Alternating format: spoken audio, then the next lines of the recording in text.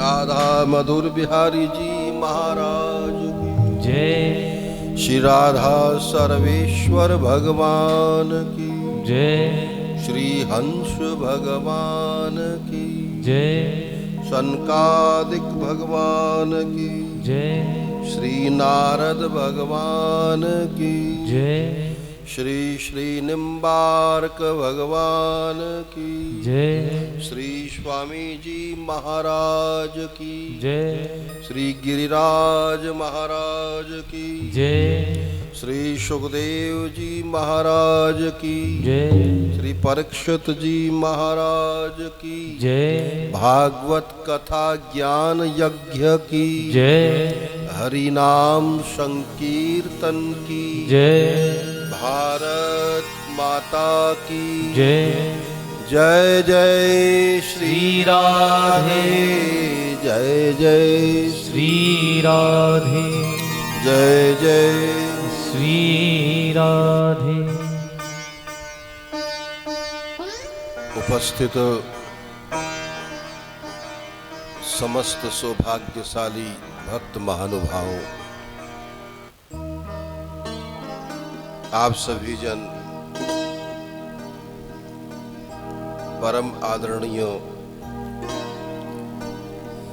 भक्त प्रवर श्री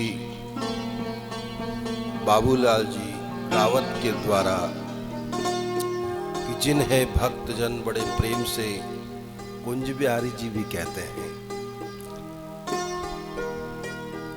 आयुष्मान बाबूलाल जी के द्वारा समायोजित इस ज्ञान यज्ञ में भागवत की उन पावन कथाओं को सुनने जा रहे हैं कि जिसे महान यशस्वी महाराजाधिराज परीक्षित जी ने बड़े प्रेम से श्रवण किया था। और इस एक साधन का समाश्रय ग्रहण करके महामना परीक्षित जी इस संसार सागर से पार भी हो गए।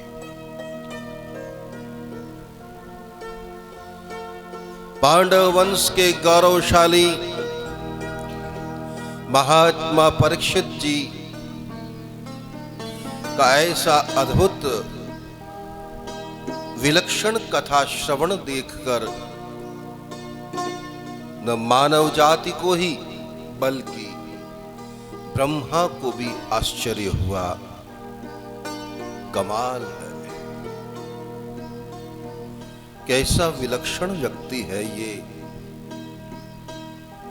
श्री कृष्ण सायुज्य मोक्ष पाने के लिए अनेकों जन्म बीत जाते हैं। अनेक जन्म संसिद्धस ततो याति पराम गति, भगवान श्री कृष्ण ने भी कहा है। लेकिन इस एक साधन का आश्रय ग्रहण करके महाराज परीक्षित मुक्ति को पा गए, और मुक्तियों में भी ऐसी मुक्ति जो अत्यंत दुर्लभ है, श्री कृष्ण सायुज्य मुक्ति। कमाल है ये व्यक्ति। बड़ा अभिनंदन किया है विधाता ब्रह्मा ने, मन ही मन बड़ी प्रशंसा की है भगवान लोक पितामह ब्रह्मा ने भी। कैसा व्यक्ति है।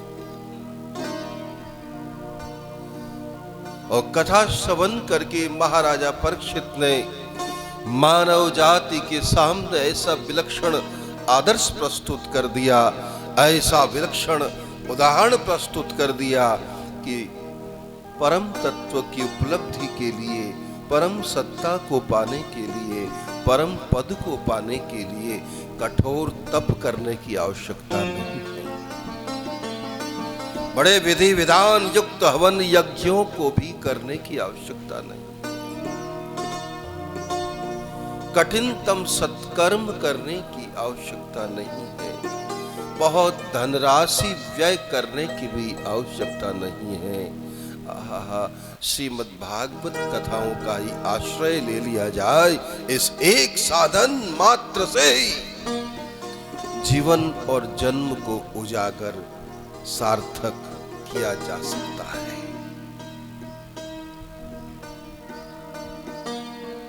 और ऐसा विलक्षण आदर्श महाराज परीक्षित जी ने हम सब के सामने प्रस्तुत किया।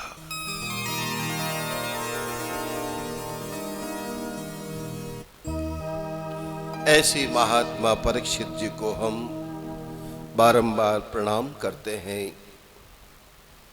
अवश्य ही इस संसार में अभिमन्यु नंदन महाराज परीक्षित जी न आए हुए होते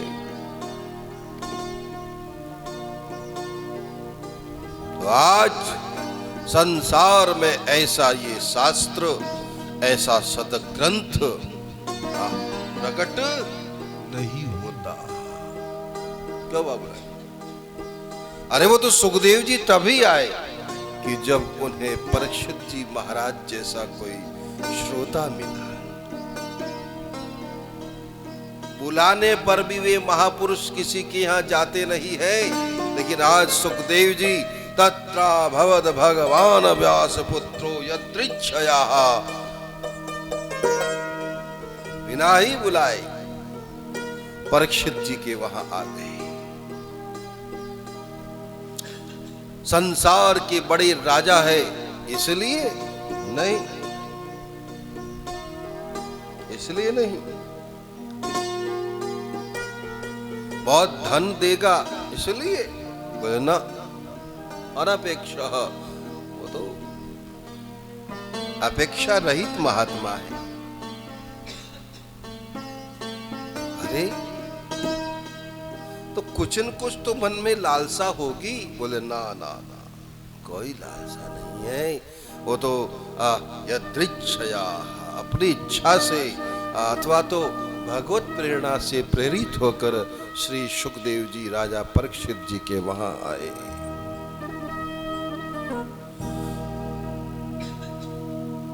तो परीक्षित जैसा सत्पात्र व्यक्ति मिला तो सुखदेव जी आए, वरना सुखदेव जी नहीं आते। और सुखदेव जी और परीक्षित जी का मिलन नहीं हुआ होता तो ये महापुराण संसार में प्रकट ही नहीं हुआ होता। और ये भागवत प्रकट नहीं होता तो आज जहां तहां भागवत को गाने वाले, सुनने वाले, ये सब कहां आते?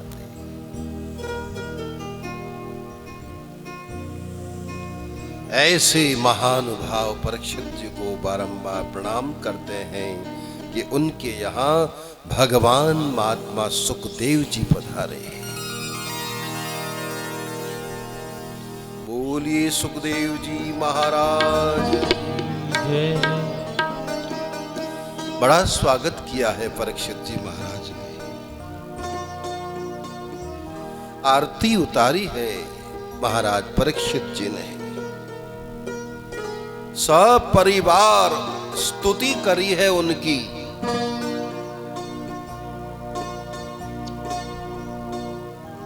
बारंबार प्रणाम किया है सबने। क्या कह रहे हैं सब लोग? हरि की कथा सुनाने वाले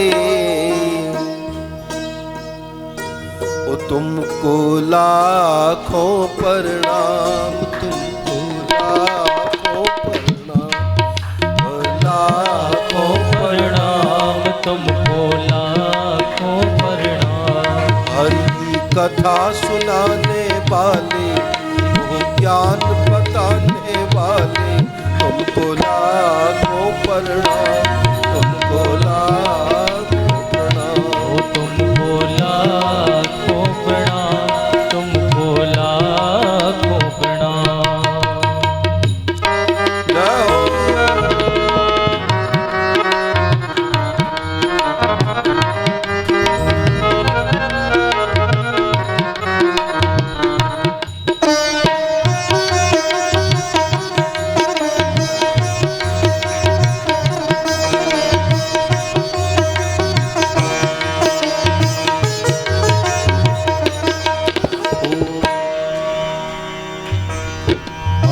भटक रहे थे जग में, बल खो बैठे थे तन में।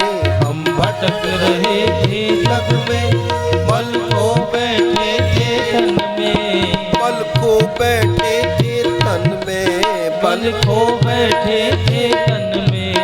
ओ मार्ग बताने वाले, ओ राह बताने वाले, तुमको लाखों प्रणाम, तुमको लाखों प्रणाम, तुमको लाखों प्रणाम, तुमको लाखों प्रणाम। हर की कथा सुनाने वाले, ओ मार्ग बताने वाले, तुमको लाखों प्रणाम, तुमको लाखों प्रणाम। तुमको लाखों प्रणाम, तुमको लाखों प्रणाम।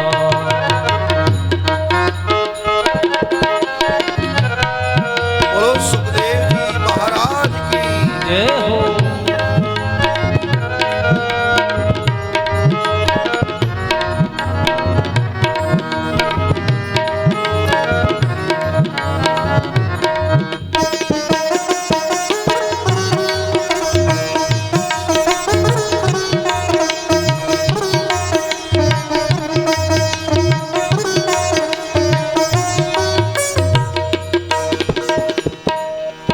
तुम घट घट अंतर्यामी, हम पापी और अज्ञानी।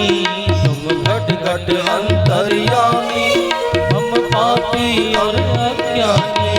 तुम घट घट अंतर्यामी, हम पापी और अज्ञानी। तुम घट घट अंतर्यामी, हम पापी और अज्ञानी।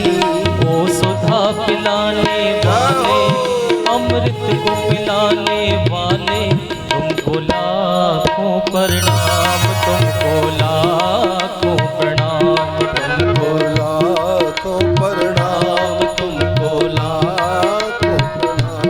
हरि की कथा सुनाने वाले, मार्ग बताने वाले, तुमको लाखों प्रणाम, तुमको लाखों प्रणाम। ओ तुमको लाखों प्रणाम, तुमको लाखों प्रणाम, तुमको लाखों प्रणाम, तुमको लाखों।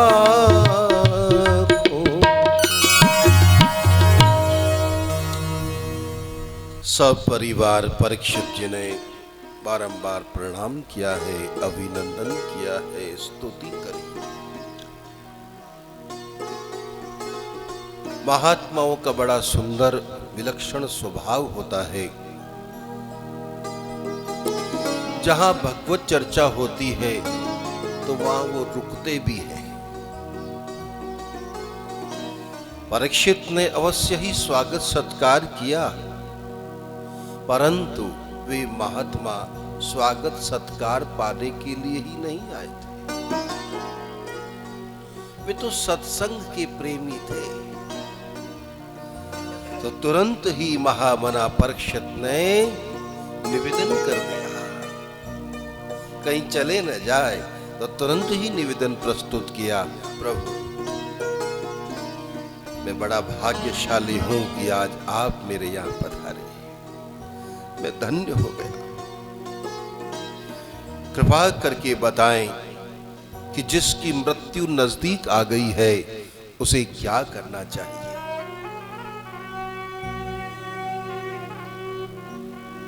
हे योगी राज, आप केवल ब्रह्म ज्ञानी ही नहीं हैं, आप ब्रह्म दृष्टा भी हैं। सुखदेव जी केवल ब्रह्म चर्चा करने वाले ही नहीं हैं, ब्रह्म को साक्षात देखने वाले भी हैं।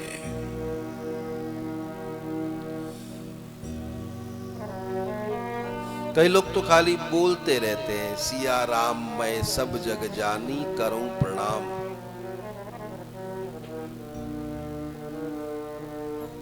सारे संसार को मैं सिया राम मैं जान करके प्रणाम करता हूं। अच्छी बात है, परंतु उनके प्रतिकूल थोड़ा भी कुछ ऐसा व्यवहार हो जाता है तो वे इस शास्त्र ज्ञान को भूल जाते हैं। हरि बोल। और इसीलिए कहते हैं कि अदृढ़म च हतम ज्ञानम, बिना दृढ़ता का ज्ञान व्यर्थ है।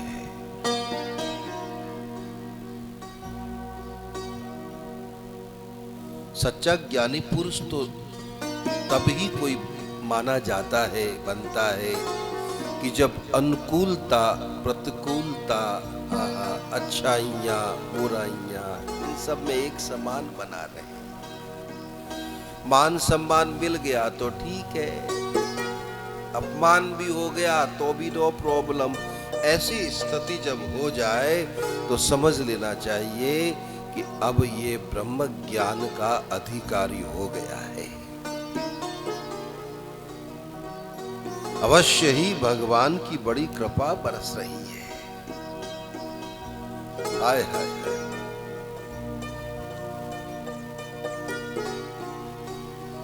भगवान महात्मा बुद्ध के एक शिष्य थे आनंद। मुझे आनंद का ये दृष्टांत बड़ा विलक्षण लगता है। कभी कभी क्या होता है बाबूलाल जी, सिद्धांत को समझाने के लिए दृष्टांत की आवश्यकता होती है। इस विषय में ये दृष्टांत दृष्टव्य है।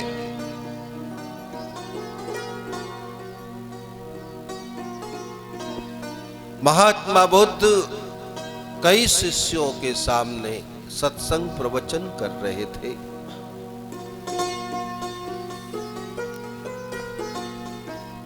सत्संग विश्राम को प्राप्त हुआ तो उनका एक शिष्य आनंद हाथ जोड़ के खड़ा हो गया। गुरुदेव, मैं कुछ कहना चाहता हूं। बुद्ध बोले, कहो आनंद, क्या बात है? प्रभु, मैं हिंदुस्तान में घूमना चाहता हूं। ध्यान दीजिए गुरुदेव, मैं भारत देश में भ्रमण करना चाहता हूं। बुद्ध मुस्कुराए, बोले बेटा अच्छी बात है, लेकिन संसार बड़ा विचित्र है आनंद। कोई तेरा मान सम्मान करेंगे तो कोई तेरा अपमान भी करेंगे। कोई तुझे प्रणाम करेंगे तो कोई तेरे पर पत्थर फेंकेंगे। कैसा लगेगा? आनंद बोला, गुरुदेव, मैं उसे धन्यवाद दूंगा कि ये मात्र मेरा अपमान ही कर रहा है, प्रहार तो नहीं कर रहा। बुद्ध बोले, बेटा ऐसी बात नहीं है, जो गाली दे रहा है वो मारा पीटी भी कर सकता है। क्या करोगे?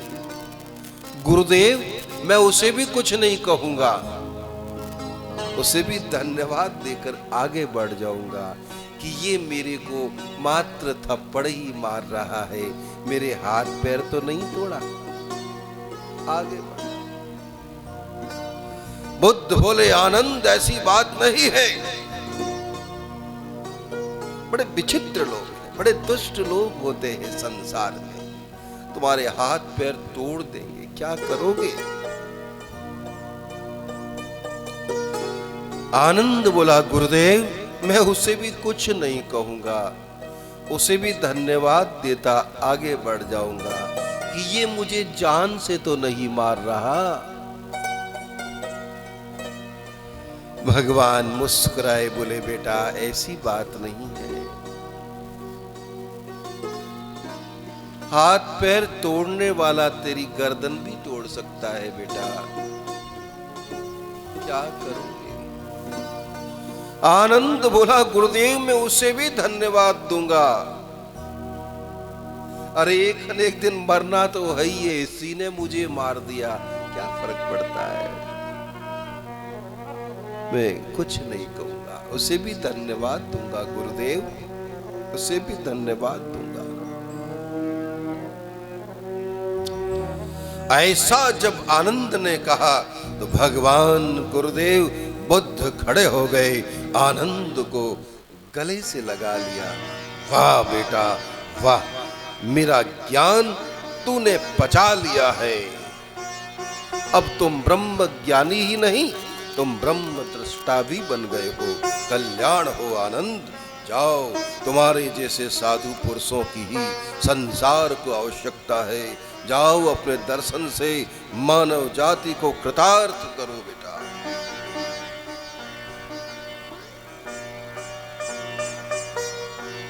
मैं आपसे कह रहा था कि लोग ब्रह्म ज्ञान की बातें तो करते हैं, लेकिन थोड़ा भी मन के प्रतिकूल हो जाता है तो आग बबूला हो जाते हैं। कहाँ गया वो ज्ञान? हाय हाय हाय, बड़ा विचित्र लगता है। इसीलिए कहते हैं कि बिना दृढ़ता का ज्ञान व्यर्थ है।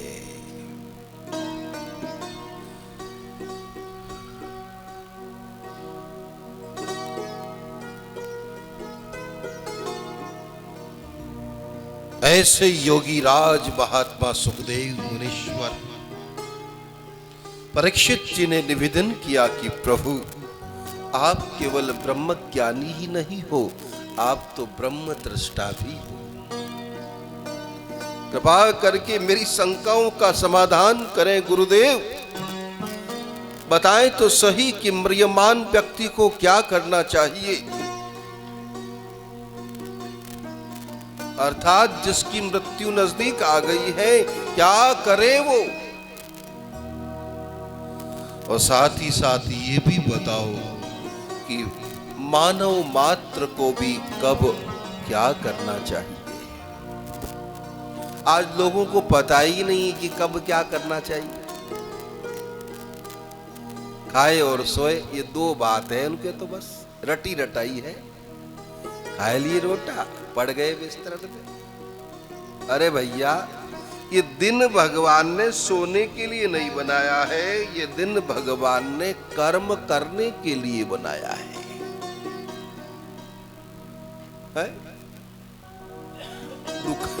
दुकानदार अगर दुकान में रोटी खाए के सो जाएगा तो दुकान तो हो गई, चल गई दुकान, है गई बिक्री। दिन कर्म करने के लिए बनाया है भैया, रात सोने के लिए। हमारे ऐसे कई महात्मा लोग हैं। आहा, कभी समय हुआ तो आप सबको दर्शन कराऊंगा। उधर भांडीर वन में छोटी छोटी कुटिया में निवास करते हैं। आए हाय, दिन भर भजन करते हैं, शाम को 6 बजे के बाद निकलते हैं, गाँवों में से भिक्षा मांग के लाते हैं, टुकड़ा खा लेते हैं, फिर वही अपनी माला शुरू कर देते हैं। आए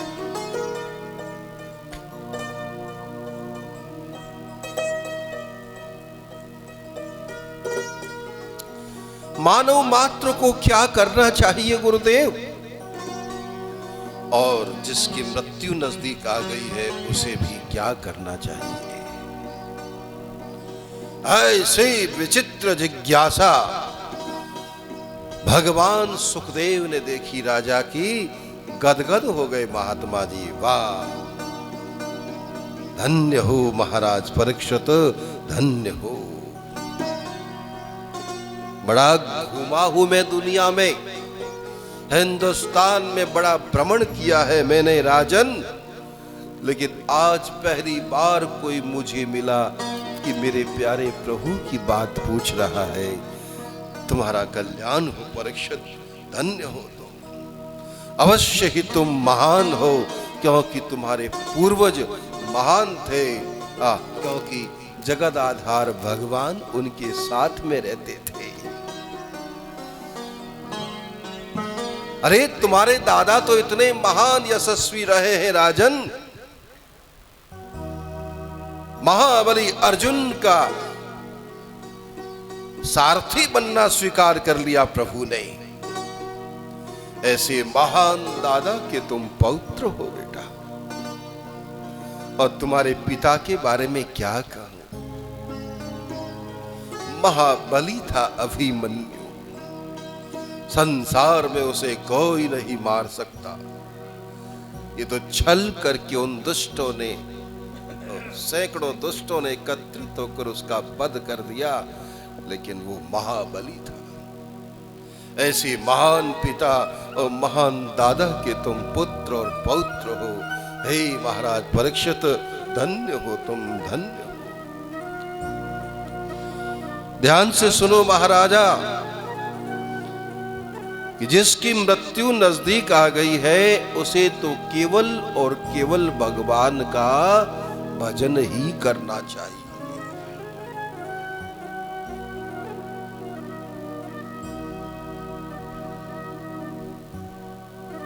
जिसकी मृत्यु नजदीक आ गई है उसे क्या करना चाहिए?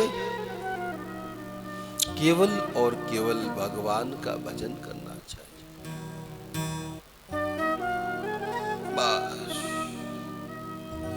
और ये भजन तब होता है कि जब मृत्यु को हम याद रखते हैं।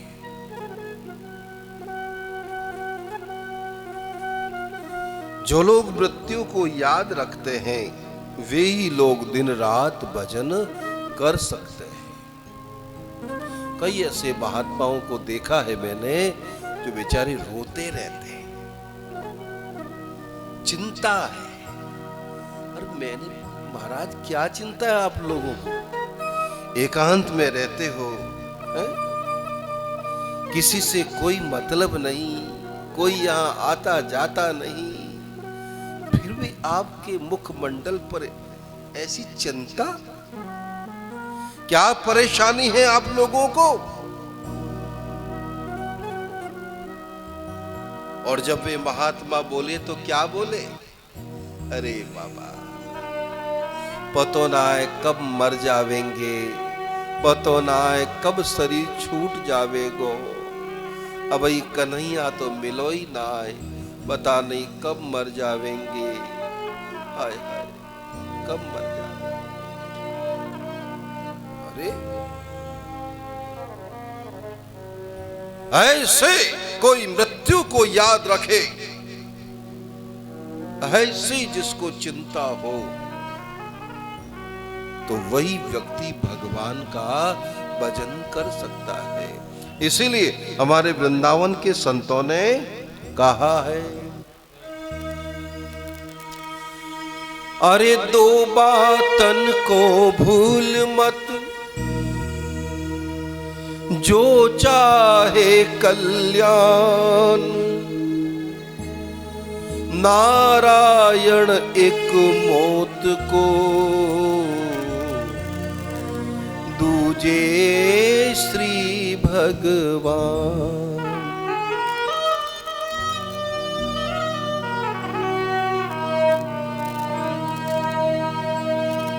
महात्मा जी ने पहले मौत का नाम लिया है, पहले भगवान का नाम नहीं लिया कि एक भगवान को याद करो दूसरा मौत को ना, पहले मौत का बोले, एक मौत को याद रखो और फिर भगवान को तो तुम अपने आप ही रख लोगे। भगवान ऐसे याद नहीं कर पाओगे तुम। अगर मौत तुमको दिखेगी तो भगवान अपने आप ही शुरू हो जाएगी, भजन करना नहीं पड़ेगा, हो जाएगा। एक बार क्या हुआ रतन जी, हम जंगल में थे, साल डेढ़ साल जंगल में कोई पाठ नियम कर रहे थे। एक छोटी सी झोपड़ी बना ली, बहुत पुरानी, 25 साल से भी ज्यादा पहले की बातें हैं। झोपड़ी में एक तख्त बिछा लिया, बस नींद आती तो वहीं पे तख्त पे सो जाते, और जगे तो अपना सुर हरे कृष्णा राधे कृष्णा। एक दिन क्या हुआ कि रात्रि में उस तख्त के नीचे सांप आ गया भैया। हम ऐसे ही लेटा हुआ था तो नीचे क्या झांक के देखा, आवाज आ रही, मेरे काय की आवाज है भाई? देखा तो सांप, और सांप भी यूं बैठा है, फू फू कर रहा है। और मैं तो सोचा कि सोए ले, नींद आ रही है। अब सांप को देखा तो नींद पता नहीं कहां भग गई भैया, कहां दौड़ पड़ी, बिना ही पैर के भग गई वो तो। और रात भर नींद क्या आवे। अरे भैया भजन चला जोरदारी से, हाँ राधे कृष्ण। और मैंने कहा भैया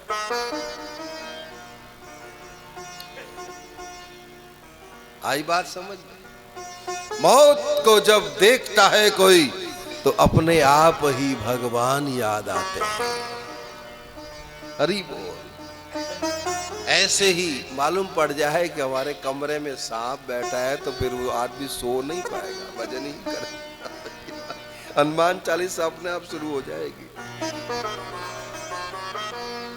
और इसीलिए संतों ने कहा है कि दो बातों को भूल मत, अपना कल्याण चाहे तो भैया इन दो बातों को याद रखो, अर्थात मौत और भगवान को हमेशा याद रखो।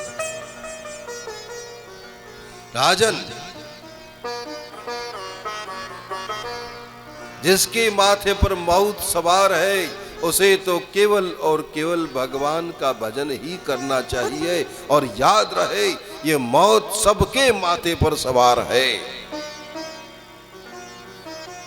सबके माथे पर मृत्यु बैठा हुआ है, पता नहीं कब किसको पकड़ ले। ये तो राजा परीक्षित जी थे कि उनको मालूम हो गया 7वें दिन मरने ही वाला है, 7वें दिन राजा को मरना ही होगा। राजा को पता चल गया, हम लोगों को पता नहीं है, इसलिए अभी ये काम करना है, जयपुर जाकर के वो काम करूंगा, फिर वहां जाना है, फिर पुष्कर भी जाना है, फिर वो ब्यावर में भी थोड़ा काम है, फिर नवंबर में शादी ब्याह का काम है, वो करना है, वो करना है। लिस्ट तैयार हो गई। लेकिन मालूम पड़ जाए कि चौथे 5वें दिन तो मैं मरने ही वाला हूं तो ये लिस्ट अपने आप ही फट जाएगी।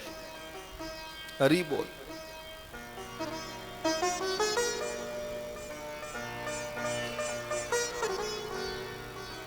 बड़ी प्रशंसा करी है सुखदेव जी महाराज ने। बोले राजन धन्य हो तुम, बड़ा अच्छा सवाल किया तुमने। बड़े बड़े बुद्धिमान विद्वान भी ऐसी भावनाओं का आदर करते हैं भैया। लेकिन हाँ, जिसे मृत्यु प्राप्त होने वाली है उसे तो केवल और केवल भगवान का भजन ही करना चाहिए।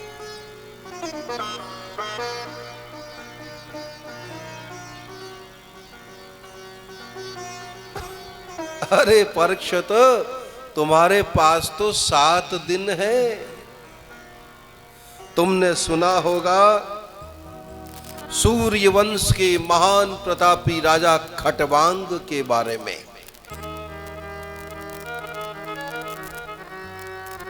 भगवान श्री रामचंद्र जी के पूर्वज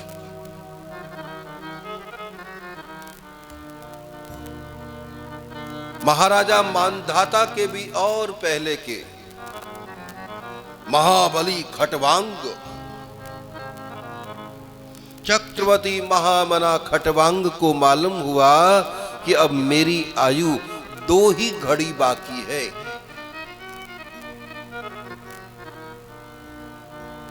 दो घड़ी मतलब 48 मिनट। एक घड़ी में 24 मिनट होता है, 2 घड़ी 48 मिनटों की होती है। राजा को ज्ञात हो गया कि अब मेरा आयुष्य 48 मिनट ही शेष है। ओहो, तुरंत ही उसने अपने पुत्र को गद्दी बैठाया, राज तिलक किया और भगा सरजू किनारे आके बैठा और बैठे नारायण नारायण नारायण करने लगा।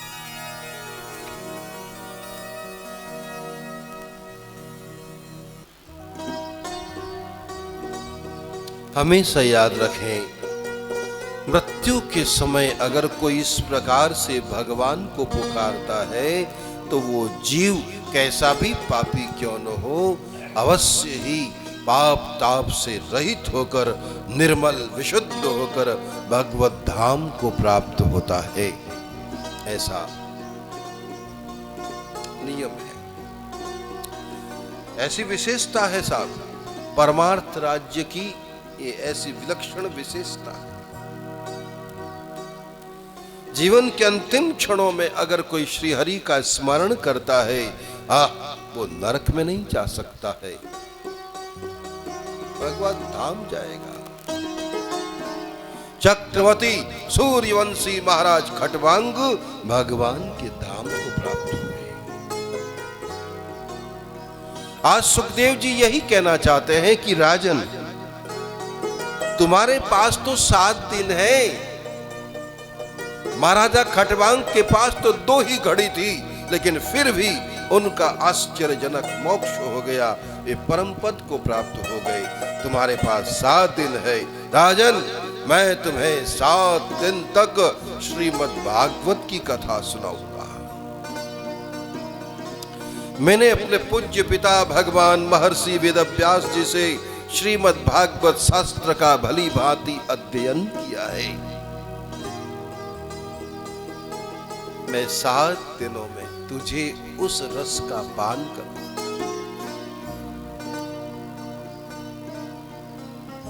लेकिन हां, फिर भी अगर कोई चाहे कि मुझे ब्रह्म ज्ञान प्राप्त हो, कोई ब्रह्म ज्ञान की जिज्ञासा रखता हो, कामना रखता हो, तो उसे देवताओं के गुरु बृहस्पति का भजन करना चाहिए। कोई चाहे कि मैं बड़ी आयु वाला बन जाऊं, मैं 100 साल से भी ज्यादा जीऊं और स्वस्थ बना रहूं, कभी बीमार ही ना पड़ूं, तो उसे विधाता ब्रह्मा का भजन करना चाहिए। वो दीर्घ आयुष्य वाला बनेगा।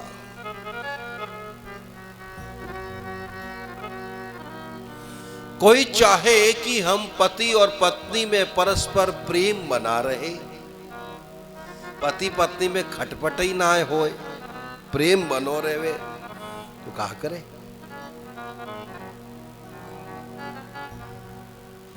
तो जगदम्बा मां भवानी का भजन करना चाहिए। पति पत्नी में परस्पर प्रेम बना रहता है, जोड़ा जोड़ा बना रहता है।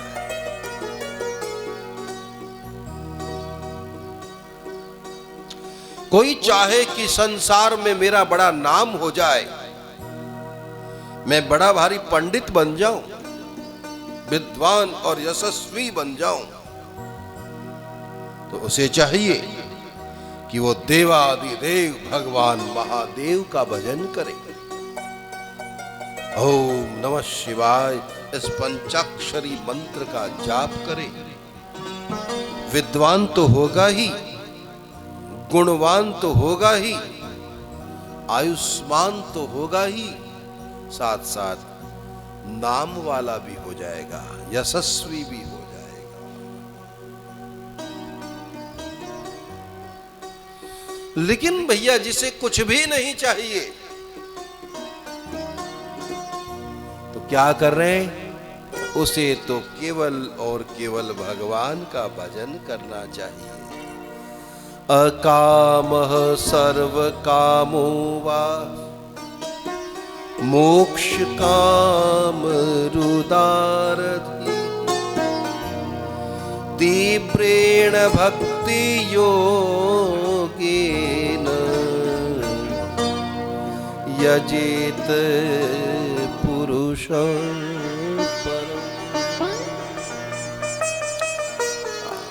परम पुरुष भगवान श्री कृष्ण चंद्र का भजन करना चाहिए। और जो निष्काम भाव से, प्रेम भाव से भगवान श्री हरि का भजन करता है, तो उसे बिना ही मांगे सब कुछ मिल जाता है।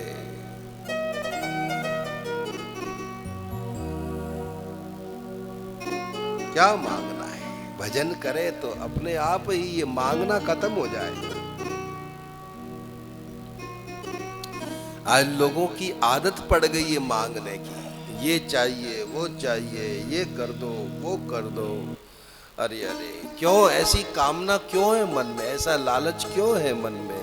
इसका कारण यही है कि ईमानदारी से भजन करता नहीं है।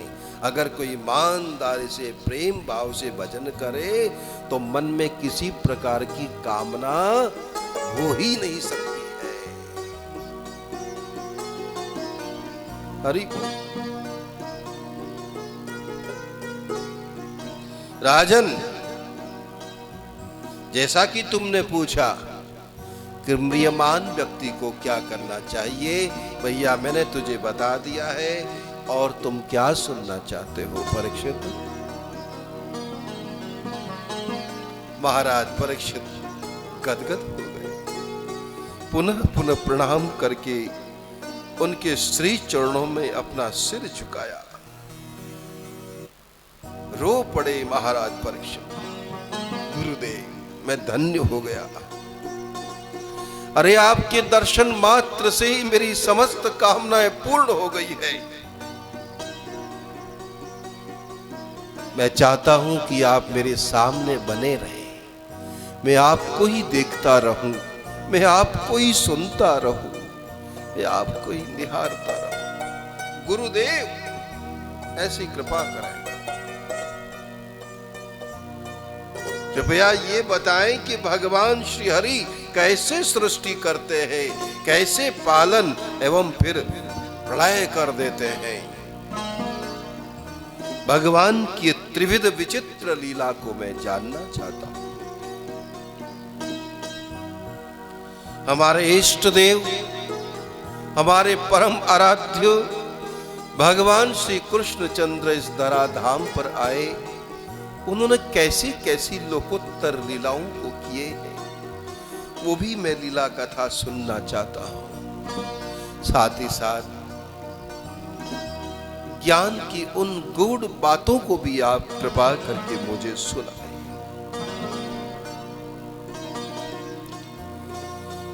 ऐसा निवेदन राजा का जब सुना है तो सुखदेव जी गदगद हो गए। बोले राजन धन्य हो महाराज परीक्षित, आज जैसा तुम मुझसे पूछ रहे हो ऐसे तुम्हारे पूर्वजों में विदुर हुए हैं। श्रीमान विदुर ने ऐसा ही पूछा था। मैं वो सारा का सारा कथा प्रसंग इस समय तुमको सुनाता हूं। तुम्हारे सवालों का जवाब है महाराज परीक्षित। आओ पहले हम भगवान के नामों का स्मरण करें। सभी लोग बड़े प्रेम से प्रार्थना करेंगे। राधा रानी से प्रार्थना करें। मेरे सिर पर हाथ रख लो राधा रानी, मेरे सिर पर हाथ रख लो राधा रानी, मेरे सिर पर हाथ रख लो राधा रानी, मेरे सिर पर हाथ रख लो राधा रानी, चरण कमल के पास रख लो राधा रानी, चरण कमल के पास रख लो राधा रानी, सेवा का अधिकार दे दो राधा रानी, सेवा का अधिकार दे दो राधा रानी, बेड़ा सबका पार कर दो राधा रानी, बेड़ा सबका पार कर लो राधा रानी, राधा रानी है महारानी, राधा रानी है महारानी, राधा रानी है महारानी, राधा रानी है महारानी, मेरे सिर पर हाथ रख लो राधा, मेरे सिर पर हाथ रख लो राधा रानी।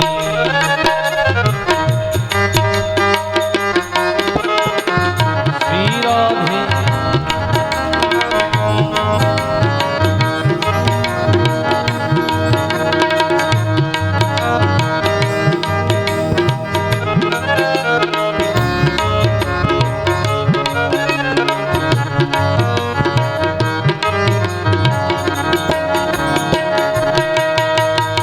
राधे तुम वृषभान सुता हो, राधे तुम वृषभान सुता हो, तुम कीरत की ललित सुता हो, तुम कीरत की ललित सुता हो। रसिकन जीवन प्राण तुम हो राधा।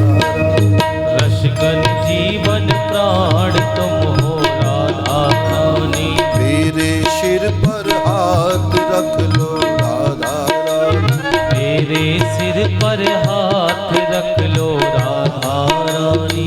अष्ट सखी तेरे संग सोहे, अष्ट सखी तेरे संग सोहे, ललिता विशाखा तब मन मोहे, ललिता विशाखा सब मन मोहे। रजनिधि की सरकार तुम हो राधा। गजनिज की सरकार तुम हो राधा रानी। मेरे सिर पर हाथ रख लो राधा रानी, मेरे सिर पर हाथ रख लो राधा रानी। राधे रानी हे महारानी, राधे रानी हे महारानी। राधे रानी हे महारानी, राधे रानी हे महारानी। मेरे सिर पर हाथ रख लो राधा। मेरे सिर पर हाथ रख लो राधा रानी।